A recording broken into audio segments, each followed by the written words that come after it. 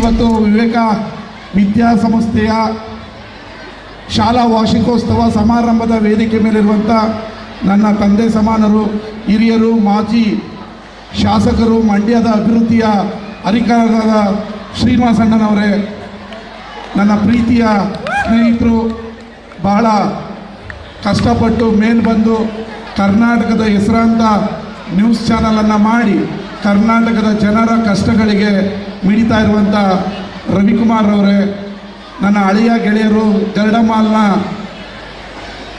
ಆಧಾರ ಸ್ತಂಭ ಅಂತ ಹೇಳಿದ್ರೆ ತಪ್ಪಾಗಲ್ಲ, ನಂದೀಶ್ ಅವರೇ, ನನ್ನ ಆತ್ಮೀಯ ಮಿತ್ರರು, ನಾವಿಬ್ಬರು ರಾಜಕಾರಣದಕ್ಕಿಂತ ಹಳೆಯ ಸ್ನೇಹಿತರು, ಮಾಜಿ ಜಿಲ್ಲಾ ಪಂಚಾಯತ್ನ ಸದಸ್ಯರು ಆದಂಥ ಯೋಗೇಶ್ ಅವರೇ, BDA SP ಆದಂಥ ನಂಜುಂಡೇಗೌಡ್ರೆ, BO ಆದಂಥ ಮಾದೇವ್ ಅವರೇ, ಹಾಗೂ ವೇದಿಕೆ ಮೇಲಿರುವಂಥ ಎಲ್ಲ ಗೌರವಾನ್ವಿತ ಅತಿಥಿಗಳೇ, ತಾಯಂದ್ರೆ, ಪೋಷಕರೇ, ಸ್ನೇಹಿತರೆ, ಇವತ್ತು ಶ್ರೀನಿವಾಸ್ ಅವರು ವಿವೇಕ ವಿದ್ಯಾಸಂಸ್ಥೆಯನ್ನು ಕಟ್ಟಿಲ್ಲ, ಬಡ ಜನರ ಬದುಕನ್ನು ಕಟ್ಟಿಕೊಟ್ಟಿದ್ದಾರೆ.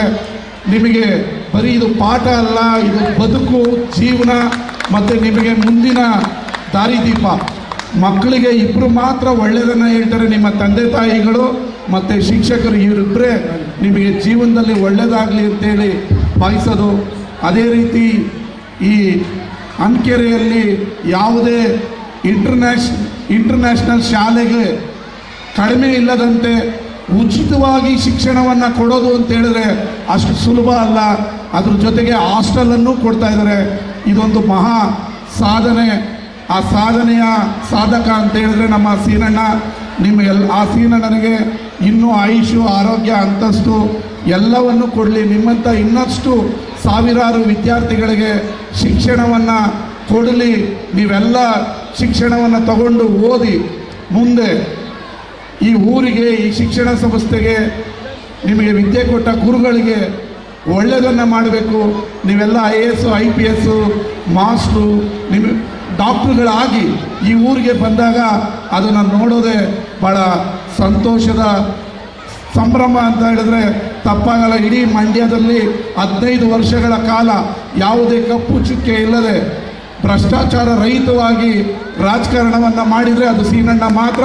ಸೀನಣ್ಣನಿಗೆ ಸೀನಣ್ಣನೇ ಸರಿಸಾಟಿ. ಅವರ ಮಾರ್ಗದರ್ಶನದಲ್ಲಿ ನಾನು ಕೂಡ ಹಾದಿಯನ್ನು ಇಟ್ಟಿದ್ದೇನೆ. ನಿಮ್ಮೆಲ್ಲರ ಆಶೀರ್ವಾದ ಸೀನಣ್ಣನಿಗೆ ಇನ್ನಷ್ಟು ಆರೋಗ್ಯವನ್ನು ಕೊಡಲಿ. ಅದೇ ರೀತಿ ಯೋಗೇಶ್ ಅವರು, ನಾನು ಯೋಗೇಶ್ ಅವರು ರಾಜಕೀಯದಲ್ಲಿ ಫ್ರೆಂಡ್ ಅಲ್ಲ. ರಾಜಕಾರಣ ಇದ್ದ 15 ದಿನ ನಾವು ಯಾವತ್ತೂ ಮಾತಾಡ್ತಾನೂ ಇರಲಿಲ್ಲ. ನಾನು ಎಲೆಕ್ಷನ್ ನಿಂತಾಗಲೂ 15 ದಿನ ಮಾತಾಡಿಲ್ಲ, ಅವ್ರ ಎಲೆಕ್ಷನ್ ನಿಂತಾಗಲೂ 15 ದಿನ ಮಾತಾಡಿಲ್ಲ. 16 ದಿನದಿಂದ ನಾವು ಮತ್ತೆ ಫ್ರೆಂಡ್ಸು.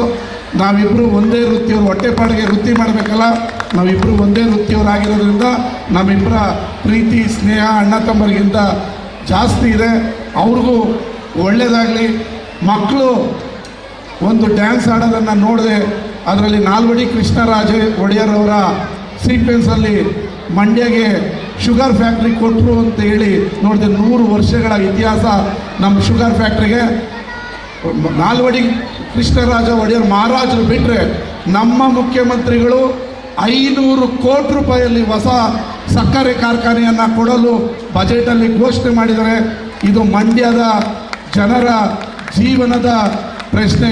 ನಾವೆಲ್ಲ ಕಬ್ಬು ಬೆಳಿತೀವಿ, ಅದಕ್ಕೆ ಸರ್ಕಾರಿಯ ಸಕ್ಕರೆ ಕಾರ್ಖಾನೆ ಇದ್ದರೆ ಅದು ನಮ್ಮದು ಅಂತ ಹೇಳ್ಬೋದು. ಎಷ್ಟೇ ಖಾಸಗಿ ಕಾರ್ಖಾನೆ ಇದ್ದರೆ ನಮ್ಮದು ಅನ್ನಲ್ಲ. ಸರ್ಕಾರಿ ಬಸ್ ಆದರೆ ಯಾರು ಜಾಸ್ತಿ ಮಾಡಿದ್ರೆ ನಿಮ್ಮ ಅಪ್ಪಂದ ಅಂತ ಕೇಳ್ಬೋದು. ಸರ್ಕಾರಿ ಶಾಲೆ ಆದರೆ ನಿಮ್ಮ ಅಪ್ಪಂದ ಅಂತ ಕೇಳ್ಬೋದು. ಅದು ಖಾಸಗಿ ಬಸ್ಗಳಿಗೆ ನಾವು ಹಂಗಂತ ಹೇಳೋಕ್ಕಾಗಲ್ಲ. ಸೀನಣ್ಣನ ನೇತೃತ್ವದಲ್ಲೇ ನಿಮ್ಮ ಮನೆಗೆ ಬರ್ತೀವಿ. ನಿಮ್ಮ ಋಣವು ಹೊಸ ಸಕ್ಕರೆ ಕಾರ್ಖಾನೆಗೆ ಇರಲಿ. ಒಂದು ಇಡೀ ಮಣ್ಣನ್ನು ನೀವು ಕೊಡಿ, ಆ ಮಣ್ಣಿನಿಂದ ಹೊಸ ಶುಗರ್ ಫ್ಯಾಕ್ಟ್ರಿಯನ್ನು ಮಂಡ್ಯದಲ್ಲಿ ಕಟ್ತೀವಿ. ಅದು ರೈತರ ಬಾಳಿಗೆ ಬೆಳಕಾಗುತ್ತೆ ಅಂತ ಹೇಳಿ ನಿಮ್ಮೆಲ್ಲರಿಗೂ ಒಳ್ಳೆಯದಾಗಲಿ. ನನಗೆ ಇನ್ನೂ 10 ಕಾರ್ಯಕ್ರಮ ಇರೋದ್ರಿಂದ ವೇದಿಕೆ ಮೇಲಿರುವವರ ಎಲ್ಲರನ್ನ ಅವರ ಕ್ಷಮೆ ಕೋರ್ತಾ ನನ್ನನ್ನು ಕಳಿಸ್ಕೊಡ್ಬೇಕು ಅಂತ ಹೇಳಿ ನನ್ನ ಮಾತನ್ನು ಮುಗಿಸ್ತೀನಿ. ಒಳ್ಳೆಯದಾಗಲಿ ಎಲ್ಲರಿಗೂ. ನಮಸ್ಕಾರ. ನ್ಯೂಸ್ ಫಸ್ಟ್, ನಿರ್ಭೀತಿಯಿಂದ ನಿಮ್ಮ ಪರವಾಗಿ.